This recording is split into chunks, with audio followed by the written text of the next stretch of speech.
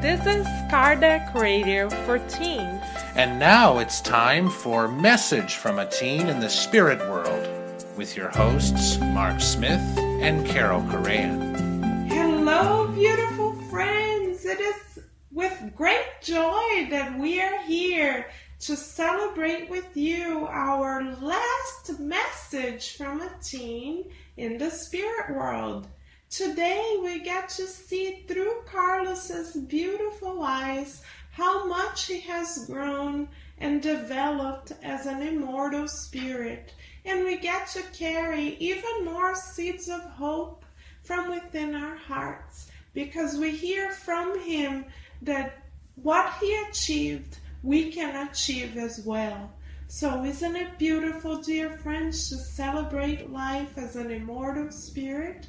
So let us now enjoy the journey with Carlos as we celebrate the gift of life amongst ourselves in gratitude to God always.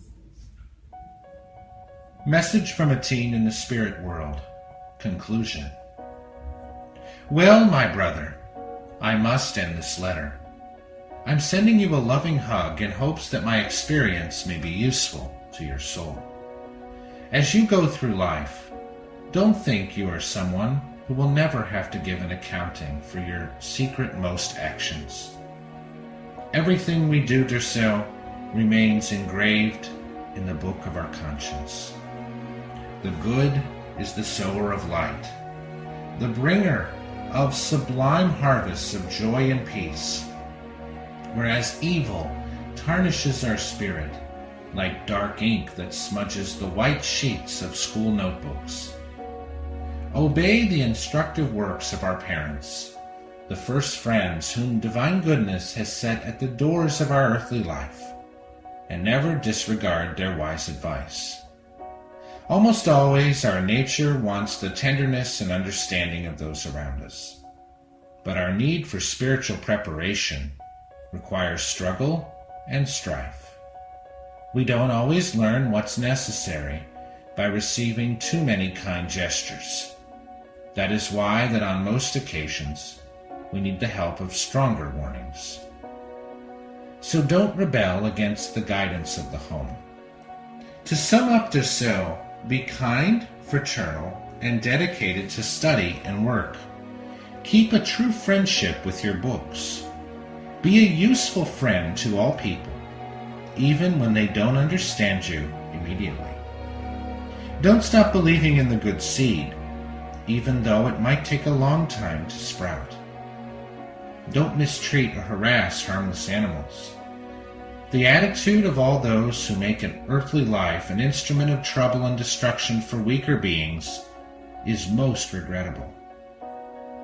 Be good, Dirceu, really, really good, true, and loyal, and know that all your worthy actions will be generously rewarded. Now, my dear brother, I must close. A kiss from me for Mom and Dad. I'm sure that someday we'll all be together again in the great and blessed home, free of tears and death. Until then, let's keep our faith alive in God above all pain and uncertainty, and our supreme hope in destiny. From your loving brother, who misses you very much, Carlos.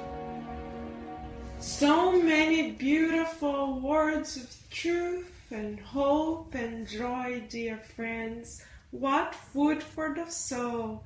Let us thank our beautiful brother in Christ, Carlos, for having the courage to begin this narrative and to share it mediumistically with us, to serve as warnings, as he said, and as opportunities to awaken our soul. To me, this conclusion is a set of immortal guidelines that we can use on a daily basis to measure whether or not we are going towards the direction of the good. As Carlos has said, always do the good. Oh, but what if I don't do any evil? I'm okay, right? Well, as Carlos has said, evil or not doing anything is not an option.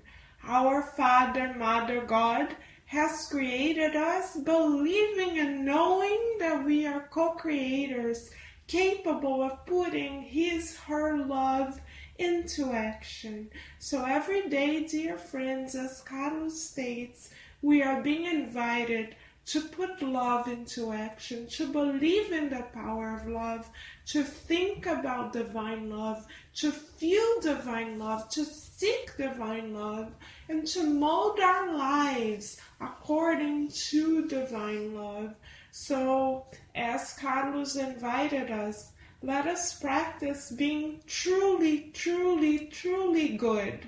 What does that mean? That means not being nice on the surface, or just saying what people expect us to say, or just behaving as those around us expect that we behave, but rather feeling the love and respect for God and for one another.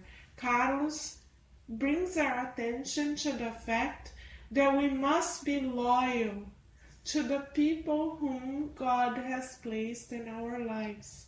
How do we practice loyalty? By being understanding, even when those around us don't understand us. Carlos reminds us that at times we do face struggles, and at times we are faced with very challenging situations. Why? Because too many kind gestures do not often awaken the soul.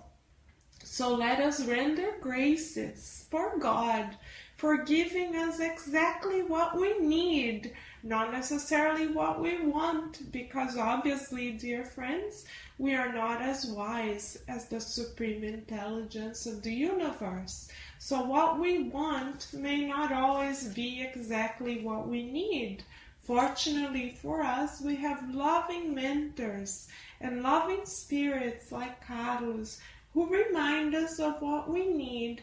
And if we focus and adjust our lives around what we need as immortal spirits, we will be undoubtedly marching towards the good without any delay. And as Carlos showed to us again and again throughout this book, each day is a beautiful opportunity for us to march forward, because as immortal spirits, no opportunity is a waste of time. Every second of our lives is a beautiful learning opportunity, an opportunity for growth, even if that growth takes a while to sprout. As Carlos has said, it is worth it for us to invest on the good, because our hearts, as Carlos beautifully described, are like a notebook with open pages, and it's up to us to write on the notebook of our lives the most beautiful lessons, because everything is archived within us. And so who judges us, friends? Not God and not Christ, but rather our own consciousness.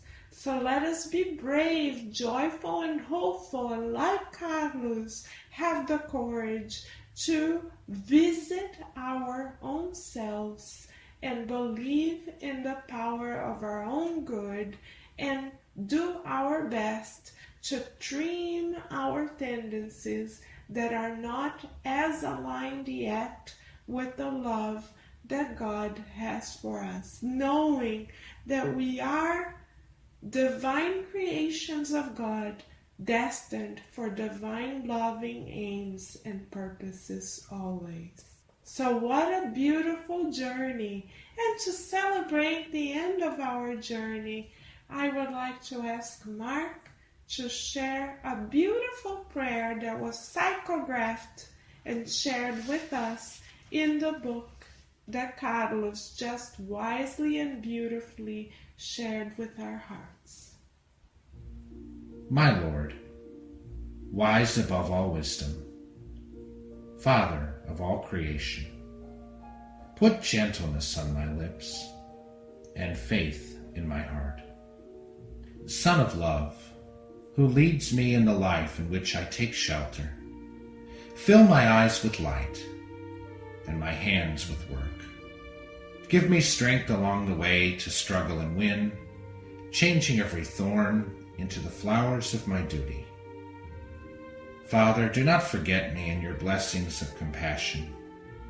Keep me in your heart of peace and love without end.